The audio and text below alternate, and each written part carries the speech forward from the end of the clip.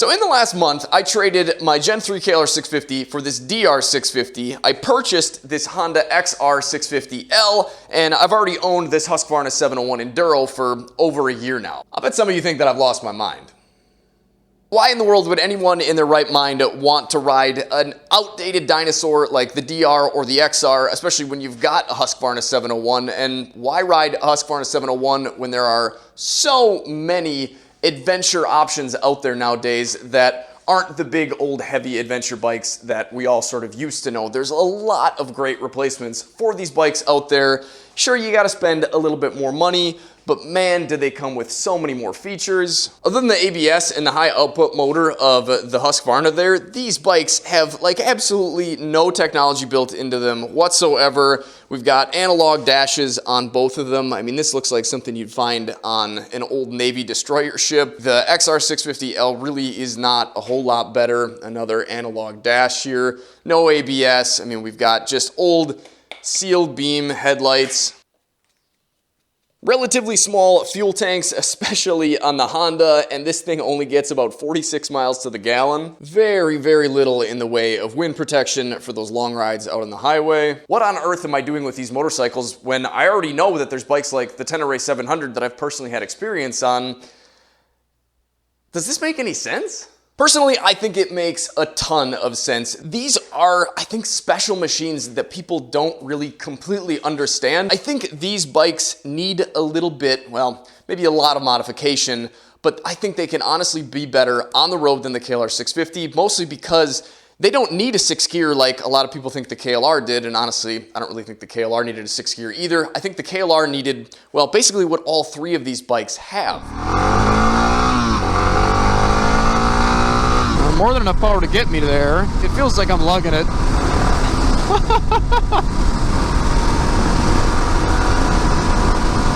Yeah, fourth at 70 almost feels like the KLR in fifth at 70. Man, that feels different. I cannot believe how different that is. There are debates on whether or not both of these, or I guess all three of them really, should be sort of geared down just to get you a little bit more low-end control so you're not always sort of having to drag the clutch on the slow-moving trails. And while I haven't had nearly enough seat time on either of these bikes, I can tell you that from the little bit of, well, testing that I've done, they both seem to have plenty of low-end torque as is. The 701 actually has the, well, aftermarket gearing that sort of brings it up to what a new 2024 model would be. This bike makes 74 horsepower, where both of these only make in the 40s. They all weigh about the same, right around 340 to 360 or 70 pounds. They are sort of too big and too heavy to be good single track bikes, or at least really good single track bikes. I'm gonna single track the heck out of them. I can't wait to get these things on some single track. I've got a whole list of trails that I want to ride to see how these things compared to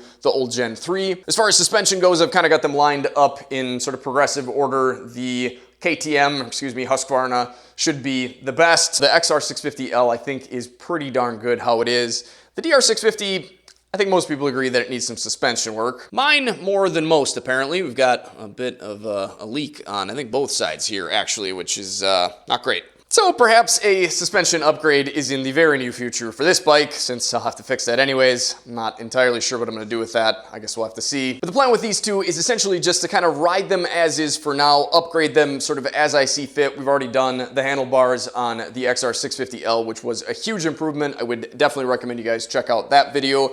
I think I will probably be doing something pretty similar on the DR650. And then as I ride them, they will start to transform into, I think, what you could consider a mid or lightweight adventure bike. However, mid or lightweight meaning in the, well, sub 400 category. Whereas bikes like my old Tenere 700 or the Gen 3 KLR650 here tip the scales at 460 pounds in complete stock form.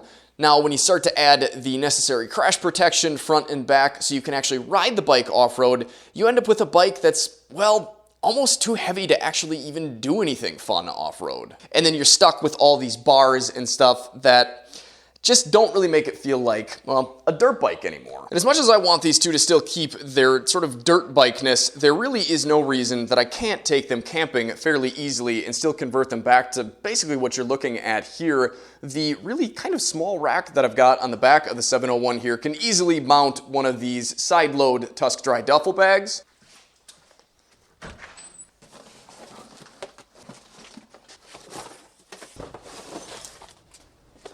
But it can also carry the Tusk Highland X2 rackless system. And if you guys haven't seen any of the camping videos that I put out where I've been using this system on either the 701 or the TW, it really is a great system. It's rackless in the sense that you don't need a side rack like a pannier rack. It basically just attaches on the back here to, well, some sort of rack, which obviously we'll need to install on both the DR and the XR. Then essentially you just run these straps right down to some part of the passenger foot peg mounts or the frame. You've got a ridiculous amount of storage in the side bags. You've got some really nice options up top here, and you can throw the largest Tusk Dry duffel right up on the top. If you don't want to mount a rear rack, there is the option for the slightly smaller, I think, excursion bags, is that the right name? These don't really require a rack. You can actually just attach these straps to some little brackets they give you that you can attach to, I don't know, kind of wherever you can find here on your rear fairing. With all the junk I bring along, these bags I think might be a little bit small for me. I would like to decrease the amount of junk that I'm bringing, but with all the filming equipment and stuff, that sort of just ends up being kind of hard for me. I also do tend to overpack. I will try to work on that this year. Aside from the luggage though, the other thing that I like to bring along on long camping trips is, well, a little bit of wind protection, and like I already mentioned, the XR and the DR, well, are kind of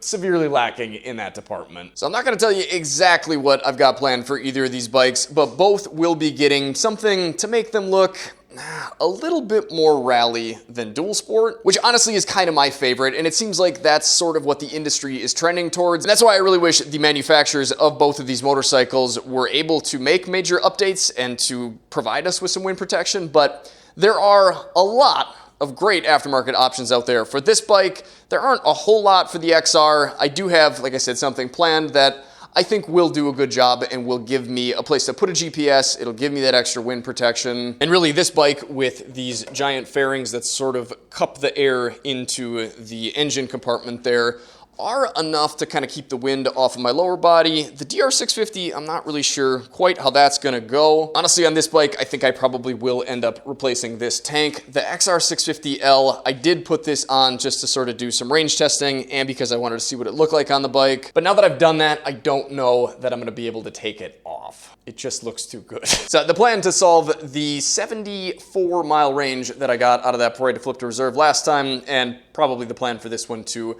is to get a little bit of auxiliary fuel that I can attach to the back there. I do sort of have some ideas rattling around, but if you guys have any options that are sort of off the wall or things that you think maybe I wouldn't have thought of, definitely let me know down in the comments. I am open to suggestions. We'll be doing heated grips and heated seats on both machines. I will of course be doing headlight upgrades on both of these bikes, along with some auxiliary LED lighting, along with lots and lots and lots of other fun stuff. I've got a lot of rides and tests and stuff planned for these bikes. I really cannot wait. I hope that you guys are excited about it. It seems like a lot of you guys are.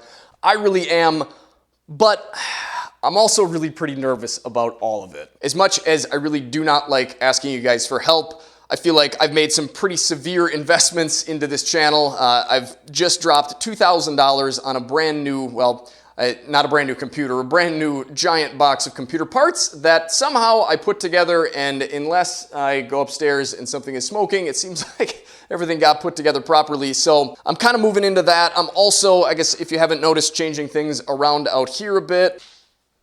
And that's because we recently moved our storage area out of our, well, storage area. And I know that it doesn't look like a whole lot now, but I do have a pretty big plan for this. Basically, I will kind of section this area off. I will have my workbench up against this wall after I fix that and seal it all up. Walls are going to get lined with some 2-inch acoustic panels. I'll put some sort of false walls here with that acoustic paneling on it to cover up any of the sound or the ugliness from the HVAC system here. I have to do the same exact thing with the ceiling here so we don't get all the noise from the kids running around upstairs. And so I can hopefully stop interrupting nap time with all of the tool noise and talking down here. So needless to say, I'm going to be pretty darn busy, and the reason that I'm making all these investments, the reason that I'm moving the shop to something that should look a lot more professional is that I don't want to sort of do this half-ass anymore. I want to be able to have this be our main source of income. With my 3D design work sort of drying up, I've kind of decided to not try to chase any more of that down. Honestly, have no idea how much work I'll be getting for that. That is our main source of income here. We do have 2 small kids, so not only do I not have really any time to do anything extra at night other than spend time with my family, but well, I packed a lot on my plate here. I need to be in the right headspace. I need to have confidence in what I'm doing. I need to have a plan. And to be honest, a lot of that gets broken up and sort of sidetracked when I'm trying to flip-flop from doing this sort of thing to doing my design stuff. And that's why I have, like I said, just sort of let that stuff slow down and tried to invest here. But the thing is, I cannot continue to do this in this capacity with the amount of income that I'm making off of the channel. With the increase in videos, a lot of the videos that I've been putting out on these bikes have been doing really well. I have you guys to thank for that. Anytime you guys see one of my videos come out or see it come up and you watch it and you comment or like or anything like that, that really does make a big difference. It literally will tell me right in my little readout window about each video for how it's doing that if you guys are enjoying the video, it is pushing it out to more people. And obviously if you guys are sharing the videos, that's helpful too. So I definitely appreciate when you guys take the time to watch, to interact. It really is the only thing that's gonna help get these videos out there. So obviously I need to put out content that you guys like. However, I'm still gonna need to put out some content that will actually put some money in my pocket. Our savings, the nest egg that I've built up over the years to sort of prepare for this moment, it's not gonna last forever. And that is with our spending drastically reduced. We are no longer purchasing anything we don't absolutely need. So that basically means we're buying food, gas, and just paying our bills. This is gonna be a pretty meager existence for the next couple months. Obviously, like I said, we've got the savings to dip into if something big happens. At least we hope we're prepared. But if things continue the way that they are, I will have to find other work. I will not be able to continue doing this. I've always sort of been kind of an all or nothing guy. And I think if I was to try to do this as a hobby anymore, I just don't know that it would work. So I'm really hoping that this can work. I'm not trying to scare you guys. I'm just trying to be honest. So I guess really what I'm asking from you guys is that you understand when sometimes videos don't come out on time, that you understand that sometimes I will have to do e-bike, not sometimes, I will have to do e-bike content. That's really the only sure way to actually make money off of this stuff. Otherwise, the rest of it, I mean, AdSense, I barely make enough to cover my house payment on my AdSense revenue. So YouTube has become a place where either you get millions of views and probably you're still making money off of a bunch of other things, or you have to make money off of a bunch of other things. That's just how it is. And as much as I don't want to be a salesman, because I don't want to sell anything to you guys, all I want to do is show products. And if you guys are interested, I would love to have you guys help me out by using those affiliate links down in the description. That is the biggest thing that really helps bring in consistent revenue for actual motorcycle content. But beyond that, if there are any of you guys out there that are interested and able to help more, I did actually or will be canceling my Patreon. I notified all the patrons with a Patreon-only video just a couple days ago here.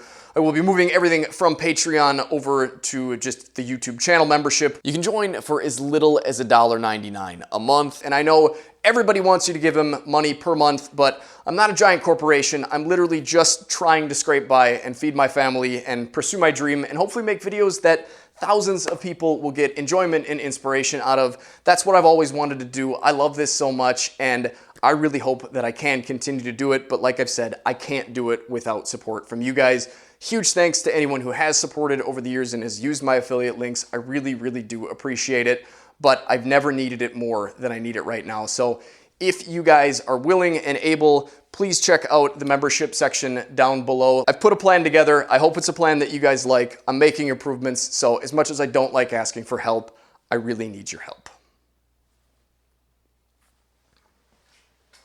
So let me know what you guys think of my plan for this, my ridiculous gamble on our financial future here.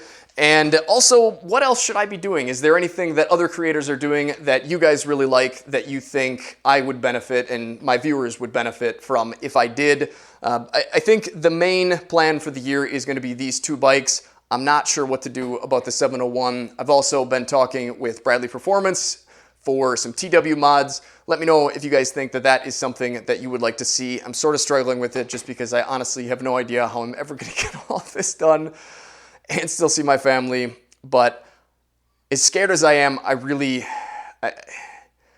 honestly can't even put myself in the right headspace. But as soon as I can get over the fear and anxiety, I'm going to be so excited about this because I've wanted to do this for so long. And I really do have to say thank you to all you guys that have put me in a position to even have the ability to consider doing this. So huge thanks to you guys. Take care, stay safe, stay swanky, get out and enjoy this beautiful world every chance you get. And man, send some prayers my way so I can get some sleep and we can get this figured out. This has really been driving me nuts.